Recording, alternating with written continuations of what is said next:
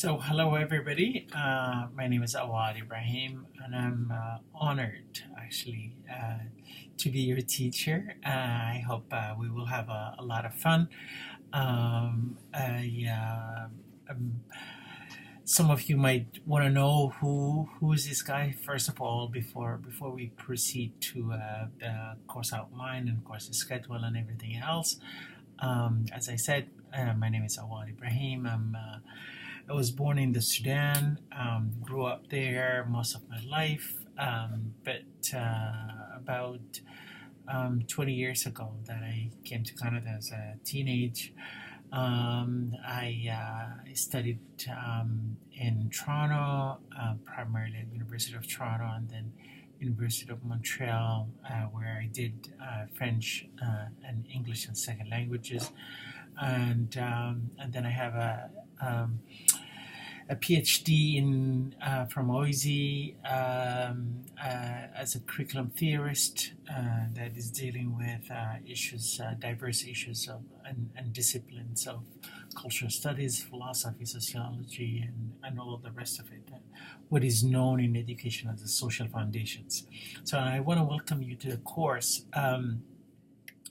I taught high school, by the way. I taught French and social studies.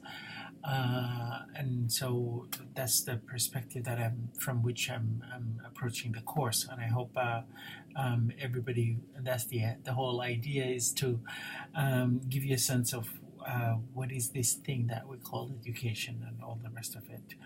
Um, as you already have seen, there is the course outline that is already posted, and I detail everything in the course outline. But what I want to spend time on is the course schedule.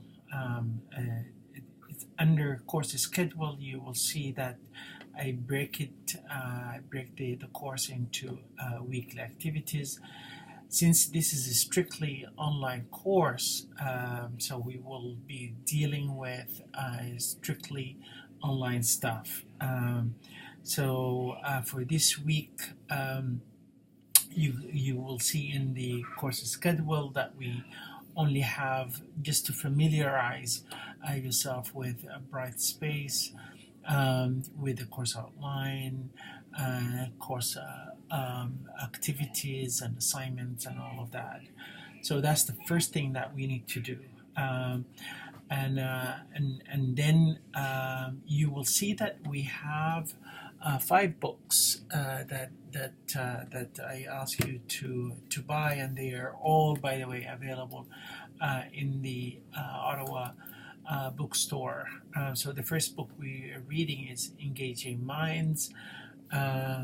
And then what we do, I thought this will be a better way to give you a sense of what is education, is to apply some of the concepts that we deal with in this book onto a novel. So the first novel that we are reading, it's actually not a novel but a memoir. It's Frank McCourt's Teacher Man. It's one of the most fantastic, actually, memoirs and books that I read on what it actually means to teach and what it actually means to learn. Then we move to Paulo Freire's Pedagogy of the Oppressed, and we apply that on Patrick Chamoiseau's novel School Days. And then I have about 3 reading, or a collection of reading on First Nation education.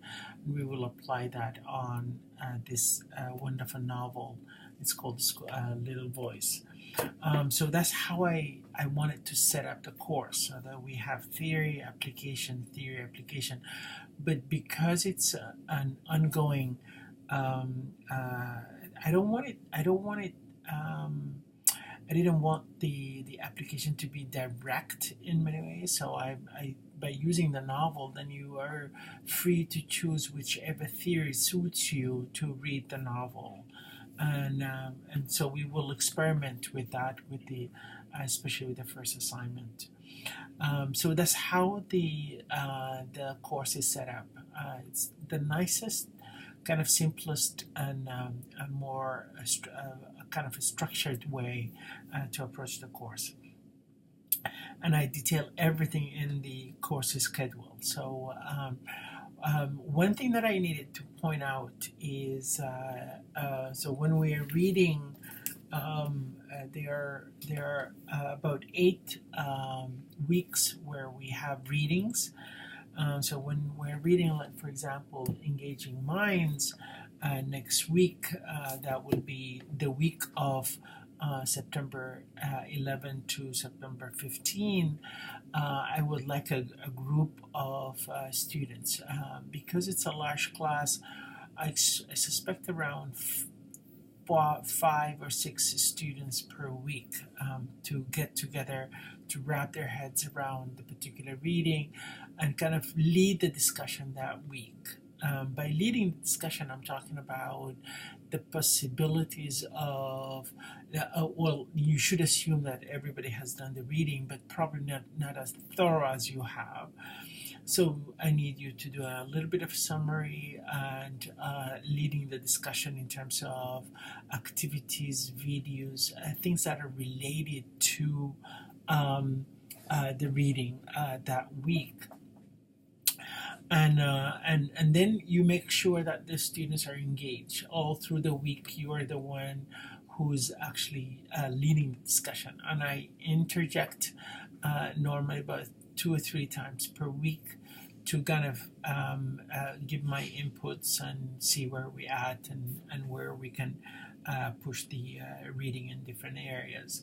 So that's how I structured the course. So there will be 3 R&Is, so the leading discussion, then the weekly online participation, then there is the reading on the novels, the R, what I call the reflection and inquiry, the R&I, and then a final paper. That's pretty much the whole course. I hope I've kind of set up the course in a way that will give you a solid sense of what is education, how to approach it. I will probably post a weekly a YouTube video just like this one, just by way of reflecting and taking up some of the issues that we discuss in class. You may feel you may want to do the same, so it's up to you. And the course on with Bright Space is open enough that you can do that. I want to introduce you to, at least for this week, to 3 concepts by 3 authors. The first is by a French sociologist. His name is Pierre Bourdieu. He's probably one of the most influential people who had done some work on social class and education, and primarily within the French context. He has this idea of what he calls capital, the idea of social capital, linguistic capital, cultural capital. And in his perspective, he's a Marxist. So the idea that we live in a market, and that market, each one of us has a currency. You have money.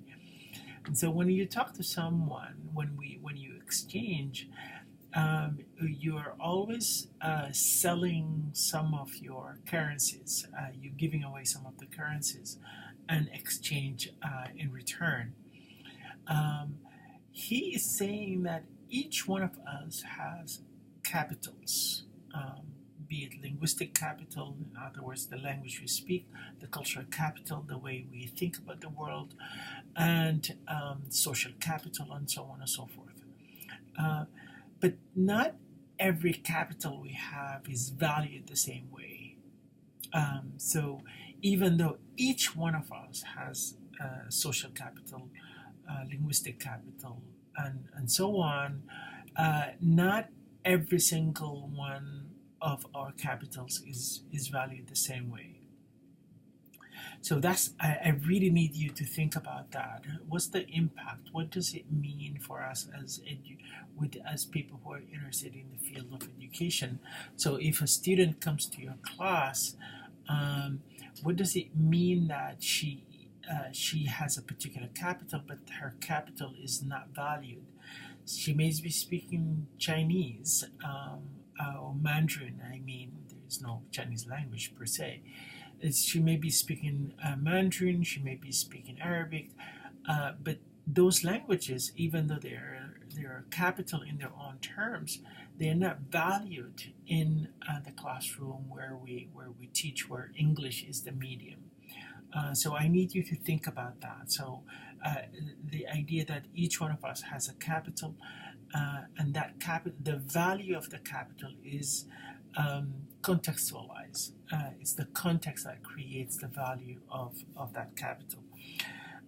The second concept that we will be discussing later is by Paulo Freire, and he talks about this idea or the concept of um, what he calls um, the what he calls the praxis, which we're going to discuss in chapter 2, I believe, or chapter 3 in his book, Pedagogy of the Oppressed. By praxis, he's arguing that we have the false sense of theory, and we always think about theory or philosophy as something broad, something conceptual, something that exists out there. And he's saying, no, no, no, no. Praxis is the way I think that it's philosophy. The way I just before what I'm saying right now, I didn't just come up and say things. I have to collect my thoughts and my ideas. He calls that theory. So the way you think, the way you articulate, the way you conceptualize language is theory. And that is related for him to practice directly. So in education in particular, he's saying there is no practice that doesn't have a theory, and there is no theory that doesn't have practice implication. And I need us to think about that. We'll come back to this concept later on. The last concept is by Stuart Hall, and he's arguing that each one of us is free to read the text that we're reading in different ways, what he calls the struggle over the text. So I want you to get away from this idea, oh, did I do it right? Did I get it right? That is in a Socratic way of thinking. That's the false question. That's a wrong question. Instead, what you need to think about is what is the text saying, and what can I plausibly, convincingly argue that this is what the text is saying. In other words, we're not mind readers. So when you read a novel, when you read a text, I can't imagine what the author is thinking. What I can imagine and what I can do is what the text means to me. But you have to be convincing. You have to argue that this is why I'm reading the text the way I'm doing it now. And I hope this will be our approach to the course. I'm really, really excited, and I hope you are too.